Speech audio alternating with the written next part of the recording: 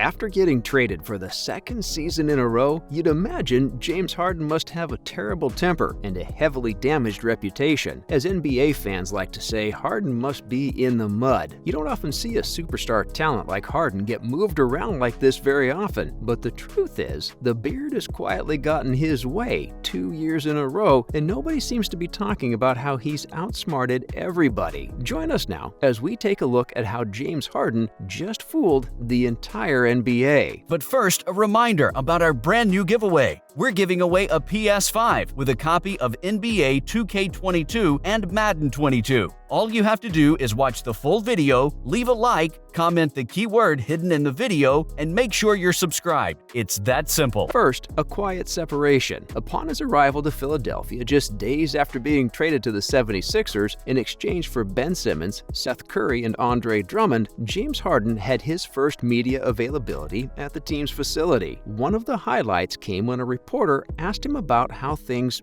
didn't work out in Brooklyn, even though he kind of chose to go there after demanding a trade away from the Houston Rockets. The way it was presented, it was that you sort of had the option to choose where you wanted to go, the reporter asked. But Harden was quick to correct him. "Nah, I wish it worked like that," Harden said, "but the organization's got to do what's best for their team, present and future. So it didn't work like that, and I had to go to Brooklyn." It's the latest of Harden's attempts to clean up his name when it comes to the failed Big Three experiment in Brooklyn. Because if our memory isn't betraying us, Harden refused to show up to training camp in Houston last season, instead opting to party in Atlanta, and reportedly gave the Rockets a short list of teams he preferred to be traded to after the franchise lost several key pieces that offseason, including President of Basketball Operations Daryl Morey and head coach Mike D'Antoni. The Nets sat atop of that list, and the fact Harden is implying that he landed in Brooklyn by accident rather than by design is absolutely ludicrous. Why else would the Rockets have accepted a rather weak trade package whose best asset in return was a half season of Victor Oladipo? Sure, the Rockets did receive 4 first-round picks and 4 first-round pick swaps, but look at what Daryl Morey ended up getting for a disgruntled Ben Simmons. Houston would have definitely done much better had Harden not forced his way to Brooklyn, or if Rockets owner Tillman Fertitta didn't hold such a big grudge against Daryl Morey. Next, a hatchet yet to be buried. One thing Harden seemed to be quite honest about was his desire to play in Philadelphia all along. Originally, when I was going through everything I was going through in Houston, Philly was my first choice, Harden also said in his introductory press conference. It just didn't happen, but I just knew for a very long time this was a perfect fit. While this may look like Harden saying the right thing to make the 76ers fan base happy, Philly was indeed the other reported franchise Harden originally requested a trade to, alongside Brooklyn. But it would be nearly impossible for Harden to find his way to the city of brotherly love, as Rockets owner Tillman Fertitta reportedly gave his new general manager, Rafael Stone, very clear instructions when it came to trading Harden to Philadelphia. Unless they were absolutely fleecing them, Houston wasn't doing any deals with the 76ers front office. But what grudge did Fertitta hold against Philly? Let's go back about 2 months earlier. Daryl Morey had just stepped down as the Rockets' president of basketball operations, citing personal reasons, and this being the right time after 13 years with the franchise. Not many NBA GMs and executives ever get the chance to leave on their own terms, as there are very few such front office positions in the NBA, and anybody who has worked in the uncertain environment that is the NBA executive world knows it would be dumb to step down if you didn't have any future plans. Morey was leaving a Rockets franchise that, despite coming oh so close to tasting NBA Finals glory, could never get the job done. The Golden State Warriors were the main source of their misery, even more so considering the Rockets had multiple chances of eliminating them in the NBA playoffs but fumbled their shots. And after trading away Chris Paul and 4 first-round picks for Russell Westbrook, Houston traded Brody just a year later and received nothing but John Wall's terrible contract in return. In short, the franchise was doomed in the short term, as they didn't have much left besides Harden. So Morey decided he'd leave the ship before everyone realized recognized it was sinking. What angered Fertitta so much was that after leaving his team in shambles, Morey agreed to become the Philadelphia 76ers' new president of basketball operations just days after resigning from his position with the Rockets. And now he wanted to bring Harden with him? Hell no, not on Fertitta's watch. And the Rockets indeed refused several trade packages surrounding Ben Simmons in exchange for Harden. Philly would have thrown the kitchen sink out the window to make a trade happen, but Daryl Morey knew better. The Rockets 76ers deal obviously never happened, as Houston had no choice but to take an underwhelming package in a Harden trade. We get Morey didn't play clean, but imagine if Fertitta had left his ego aside and agreed to receive Ben Simmons, one of Tyrese Maxey or Matisse Thybulle, plus some first-round picks in a Harden trade. The organization would probably be in a much better position today. Don't go anywhere, because we're about to see how James Harden and Daryl Morey got the last laugh on Fertitta, fooling not only him, but the entire NBA. Even though Harden wouldn't end up in Philadelphia, at least not for now, he still got his wish of playing alongside Kyrie Irving and Kevin Durant in Brooklyn. People were fast to claim the Nets were the new championship favorites, and that there wasn't a world in which they weren't winning a title within the next 3 seasons. Well,